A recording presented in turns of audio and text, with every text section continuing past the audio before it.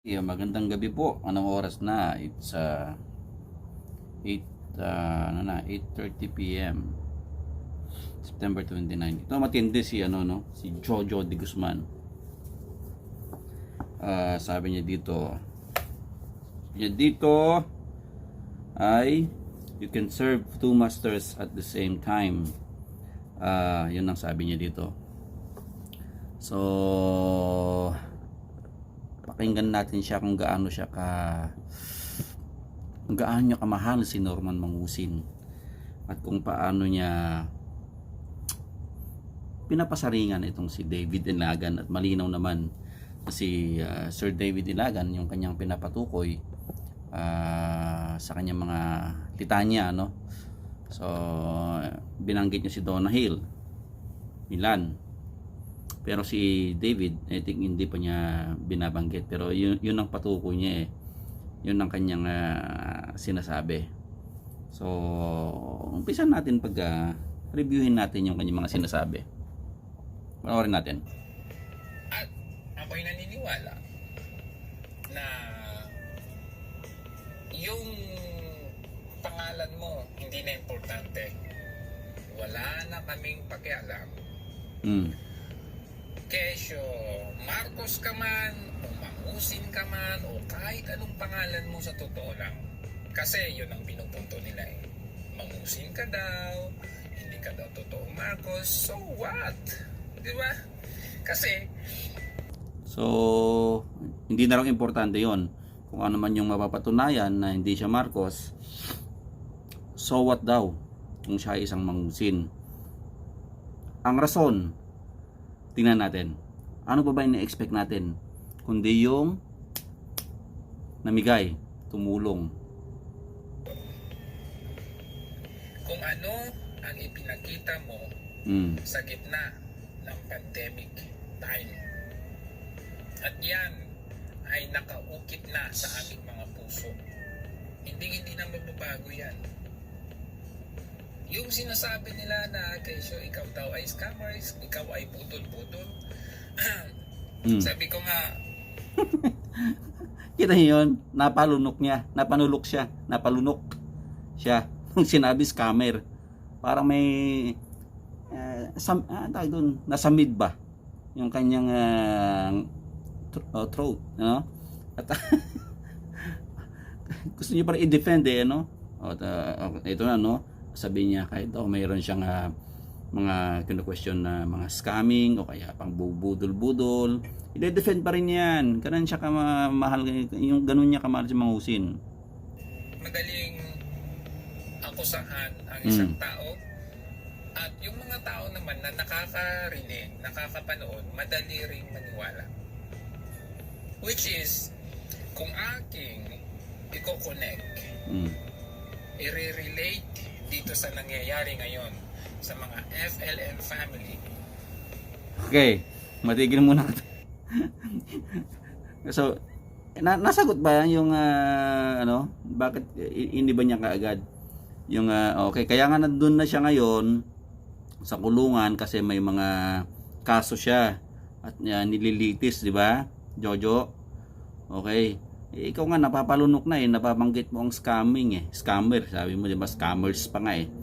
So, at yung budol-budol. So ngayon, lubis ka na sa topic kasi alam mo nandun na at yung mga cases nga na na-file na at nandun na at nililitis na, okay? Pero ikaw, sarado pa rin ang iyong pag-iisip.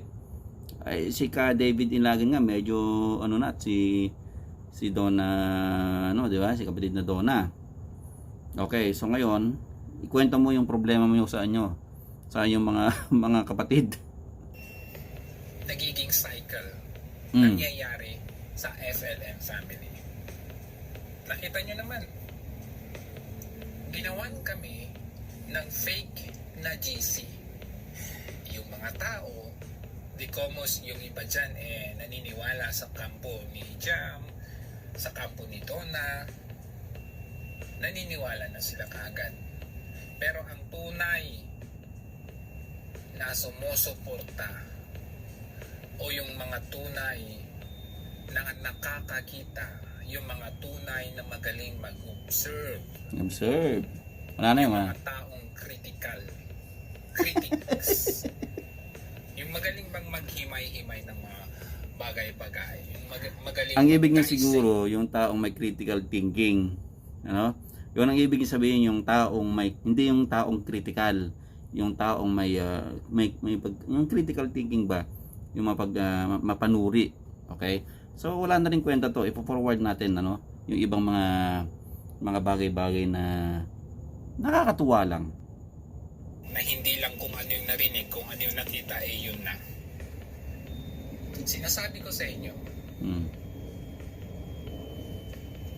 yung maniniwala sa group chat na yan, Walang kwenta yung group chat na yan. Wala akong interest dyan. Ito yung sinasabi niya yung tao. Sinasabi.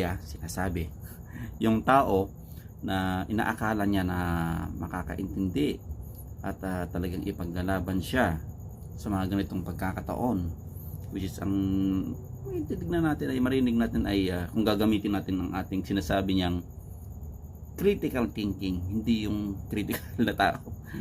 Okay? So, si Ka David ang pinapatukuyan nito. at ito pa, yung taong Yan. mataas ang respeto ko, yung taong sa inaakala ko na siya pa ang magtataguyod sa inyo pong lingkod, Tataguyod no? at yung taong inaakala ko ay pinaglalaban si Boss FLM, si Sir FLM, yun pa yung taong madaling mabali. Pasensya na sa word, pero yun yung nakikita ko. Dahil kung ikaw ay solid, never na magkaroon ka ng duda, dalawang isip sa taong ipinaglalak. Tama ba yon? Pag ikaw ay naniniwala sa isang tao at hindi na ba pwedeng magduda ka sa isang tao na yon, at ikaw ay medyo mag-isip ka pag sinabi ba niyang ito, nakita mo tae at dadaanan mo, pasensya na po sa mga kumakain, sabihin niya sa'yo, ay hindi tae yan, ay gusto mo tikman mo para maniwala kung tae nga yung titikman mo. Ewan kung tama yung example ko, pero marami tayong mga iniidolo na mga individual, pero hindi ibig sabihin lahat ng kanilang gagawin ay puros perfecto na, at lahat ay sasambahin mo na. Syempre may mga bagay na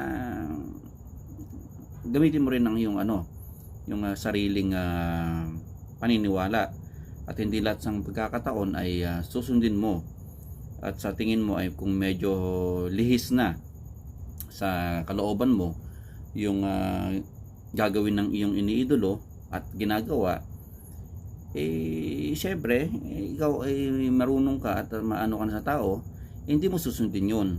Pero ang sinasabi mo kasi, Jojo, parang sinasabi mo sarado at sagrado ang iyong pananaw. Pag ikaw ay umidolo, hindi ka magdududa, hindi ka magdadalawang isip. Kapatid, maling-mali. Yun ay ang aking tingin dyan. Di ko mo may narinig ka na ito, peke si ganito, na hindi totoong Marcos, na ito ay ampon lamang. Tapos yung prinsipyo mo, yung ipinakita mo, na iniangat mo yung mga tao Si David ay biglang nabali. Yun ang Biglang feeling ko ngayon. naiba. Bigla kang naniwala.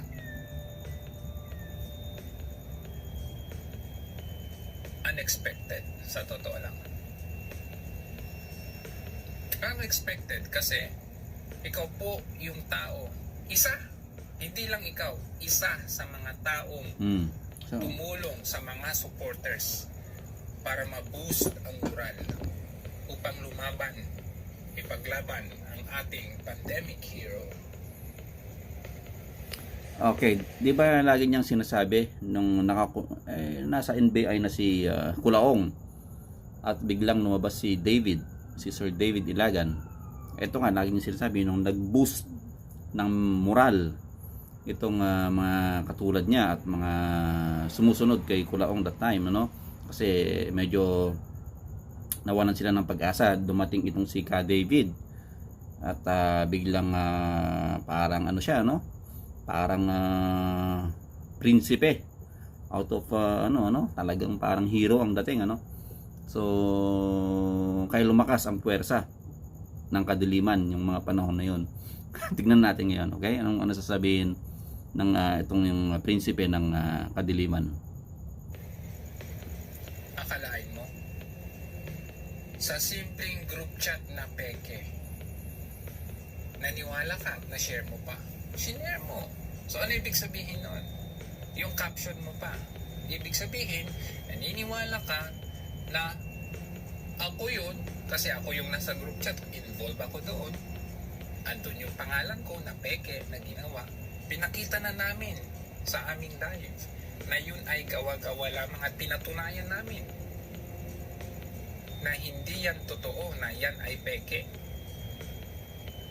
Pinapatunayan nyo lang na talagang pinapanindigan ninyo na peke yung RDC, na peke si Ma'am MCM, na ito'y ampun lamang,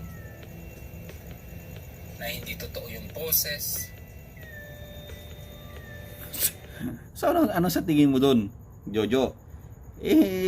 Lahat ng mga sinabi mo ay nangyari at ginawa nyo talaga ng kwento. Kayo ang naggawa ng script na yon, di ba, Jojo, kapatid? So wag kang masyadong parang ang banat mo parang dinedefend mo pa rin ng kamalian. Mali na nga eh. Okay? So etong area na to medyo hindi pa sigurado na papunta kay David Ilagan yung pinapatumbok niya hanggang sa medyo tapusin natin ng konti yung video. Asan na ang ating nasimulan?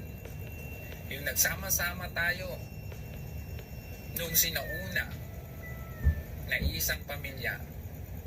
Tapos ngayon andito na tayo sa finals, malapit na tayo sa finals. Ngayon pa ba tayo magkakaroon ng duda, alinlangan sa ating ipinaglalaban? Huwag po nating sabihin na tayo solid kung hindi naman nakikita sa ating action. Patunayan natin sa ating mga bibig. Pag inilabas natin, i-execute natin sa gawa, hindi lang sa sinabi. Okay. Pag ang sinasabi niya i-execute daw, ibig sabihin pag meron kayong pinag-usapan at kinumento at plinano na kabulastugan, kailangan yung i-execute, kailangan yung ilathala sa buong sa buong madla, kung ano man yung mga sinakulo, ang tawag doon, mga senaryong kung ano-ano man na gawa-gawang kwento, kailangan yung i-execute nga naman, Siyempre, plinano mo yan eh. Pag plinano nyo, may scriptwriter, may nangyari, may kwento. So, para naman hindi masayang yung inyong kwento, kailangan nyo siyempreng ilabas. Ilabas nyo in public, para mapag-usapan at magkaroon ng maraming views at i-clickbait nyo ulit, maraming manonood. At siyempre, anong meron? Ting ting ting, bling bling bling, yung ang sabi ng iba. Kami pong mga circumstances kung saan ang inilalabas ng bibig natin ay hindi naman ginagawa, hindi naman na-execute, hindi naman na kumbaga hindi isinasatunay na buhay yung ating sinasabi.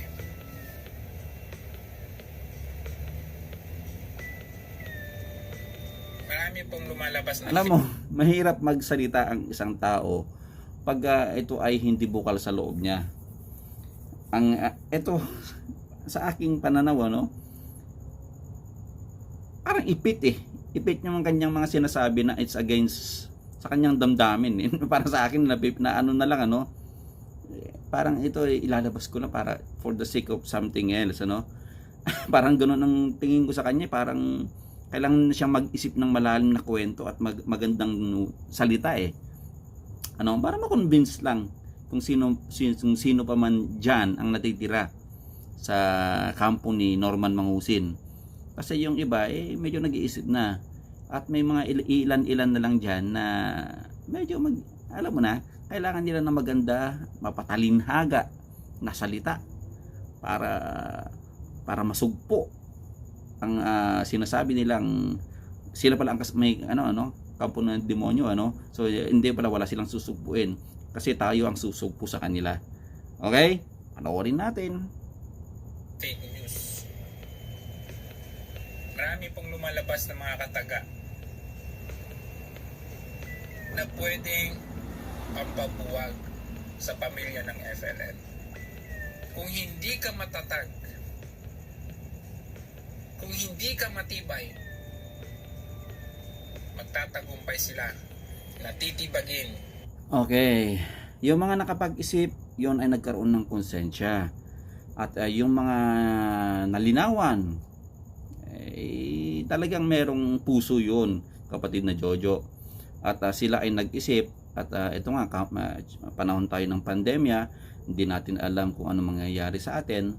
Kasi tingnan mo naman, ito na yung pinakamabagsik na virus na isa sa mga dumapo sa mundo, So marami nang namamatay. So mag-iisip ka na rin, bakit ako magkipaglokohan pa sa isang kulto ng tawag ko dito, sa isang grupo na alam natin ng lahat na ito ay isang mali na bagay, namigay, saan galing, may kaso, bakit, at kung ano, kaya nga nasa kulungan, nasa BGMP, So sarado ang utak nyo pa rin, mga kapatid, kampo ni Jojo, kampo ni Lisa, at sino-sino pa man dyan, si Macmac. Okay, so kahiyaan na lang ba? At wala na, nandyan na kayo, lubog na, nasa kumunoy na kayo. Kumbaga, sinong sasagip sa inyo? Kayo, tatlo kayo, nasa kumunoy. Sinong sasagip sa inyo kung dapat merong isa na manghihila sa inyo paakyat sa kumunoy? Meron pa naman pagkakataon, kapatid na Jojo, kapatid Lakay, I think Lakay ka rin, So hindi late ikaw ay magbago. Pero sa tingin ko, hindi ako nawawalan ng pag-asa, malay mo at malay natin lahat, kasi tayo naman ay alam naman natin lahat, kapatid na Jojo, kung ano talaga. Tingin ko magaling ka, matalino kong tao, kapatid, so may mga tao talaga na nakakapag-isip ng tama sa mga bagay-bagay na ganito, at hindi na nila inisip yung pera, yung subscribers, yung views. Wala na sa kanila yon. Basta kailangan makaalis sila kung saan mang kumunoy na kanilang kinakasadlakan, So yun lang, kapatid na Jojo. So papakinggan pa rin namin yung mga bagay-bagay na sinasabi mo. Baka sakaling maintindihan ko pa Ang ating komunidad. Huwag po natin sasabihin na tayo ay solid, pero ang lumalabas sa bibig natin ay panay pagdududa. At huwag rin natin babaliktarin na di ko mo itong mga taong ito ay wala nang ginawa kundi kumundi na manghanap ng away. Alalahanin nyo, kung hindi natin kinundi na yung mga ginawa ni Jam noong sinauna, ano na lamang tayo ngayon? Talagang divided na tayo ngayon.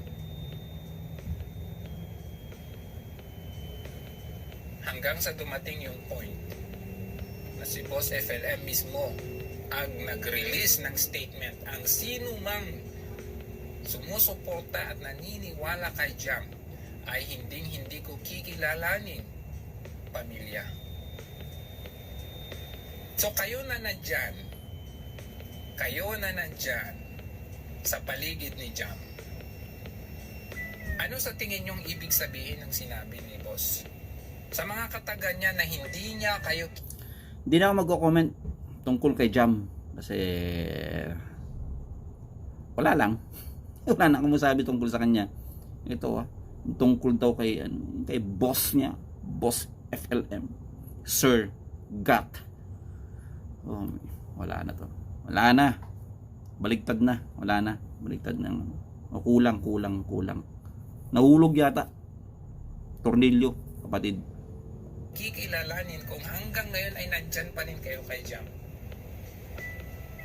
Na walang ginawa kundi ipahamak si boss. Hindi, ayoko na pag-usapan si Jam. Ayoko na. I-forward natin. Ito na yata yung something na about sa NBI, ano. Kung nagmumura daw. At yung effect ng pagmumura ng isang taong tinutukoy niya, kung anong magiging effect doon sa loob ng NBI, yung may nakakulong doon, di ba? Nung ano ba yan? Pakinggan natin. So alam natin na yung tao ay nasa loob ng NBI. So pagmumurahin mo yung tao in charge doon sa NBI, sa tingin mo saan may mabubuntun ang galit nila? Yung time na nasa NBI pa si Ikaw Kulaong. nasa malayo ka. Yung tao nasa loob katabi nila. David. Ano man galit nila sa'yo, doon nila ibubuhos kay Boss FLN. Boss. Pero syempre tayo kasi hindi na natin naisip yun bilang supporter. Bagkos tumaas ang ating confidence. Okay, nangaan nyo, di ba? Nung lumabas ka. Ako, personally, lumabas ka man o hindi, kahit ako na lang ang may iwan, Naks. ipagtatanggol ko si boss. Okay. Lumabas ka man. Sir David Ilagan, narinig mo ha? Yung mga panahon na lumabas ka at nagmura-mura ka, na ang effect pala nun na hindi maganda, yung boss ni Jojo ay imbis na nakatulong ay nakasira pa kasi doon nila ibabaling yung galit nila sa'yo, Sir David, sa kanyang amo, sa amo ni Jojo na si Kulaong. So ganun yun, kasalanan mo pa, Sir David Ilagan. Okay? At ito pa matindi, sinasabi ni Jojo na hindi ka rin pala niya kailangan kahit hindi ka lumabas eh. At siya lang mismo si Jojo kayang-kaya na niya. Wala pala. So ibig sabihin, wala ka palang hindi ka, kahit hindi ka pa lumabas alang kwenta. Basta si Jojo kayang-kaya pala pakinggan natin.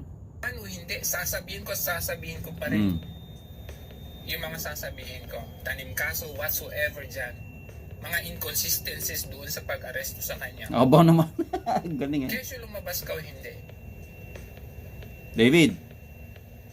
Kasi that's how I can show yung pagiging solido ko. Yung pagiging totoo ko sa aking pagsuporta.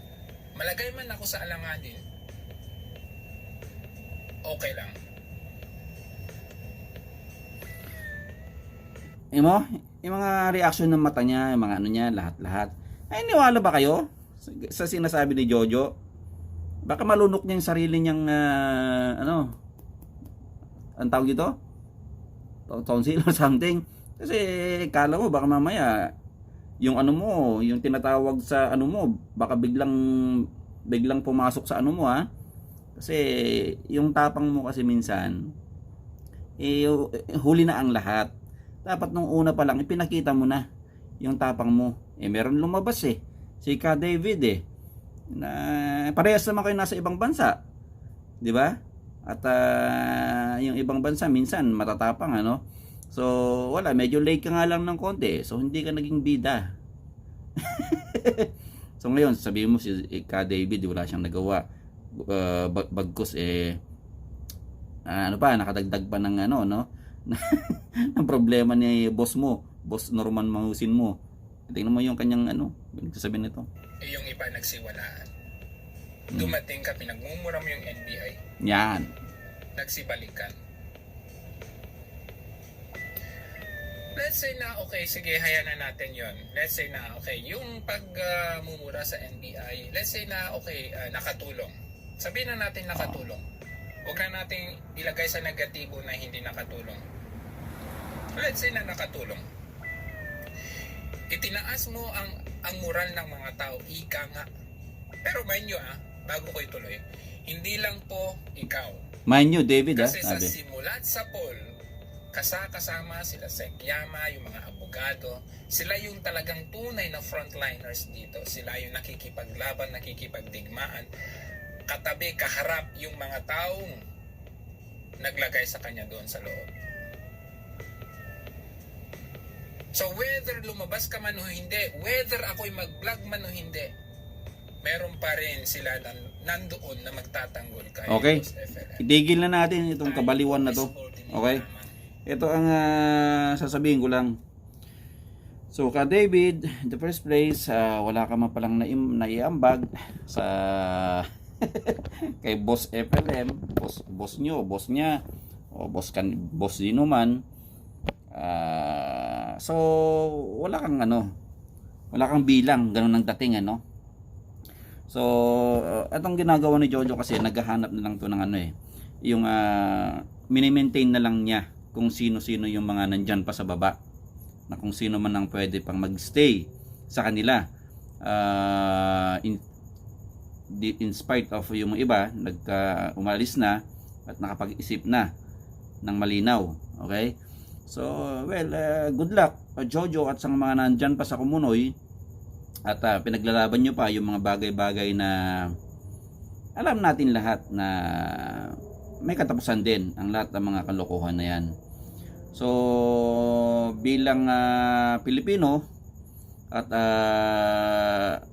kahit ako nasa ibang bansa, pagpapatuloy ko pa rin ang aking mga bagay-bagay na sa tingin ko ay naniniwala ako na yung sinasamba niyo na tao ay isang huwad, kapanlinlang, at maraming nalinlang na tao, at maraming nasaktan na tao.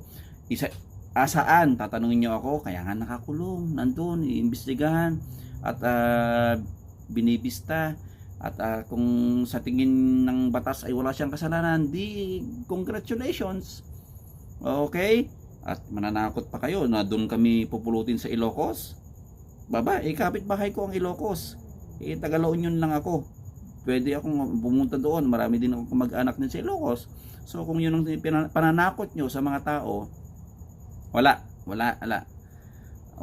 kwenta yan. So anyway, laban lang po tayo sa mga kampon ni Mangusin, at magkakaiba man tayo ng grupo, may mga iba-ibang grupo na nandyan. So pero isa ang kalaban natin, isa lang, doon tayo itong si Kulaong lang at mga defenders niya. Okay, ang mga bulag at talagang naman sagrado ang kanilang pagmamahal sa kanilang bossing na si Norman Mangusin. So mabuhay po ang lahing Pilipino, laban lang po tayo, at yun na po.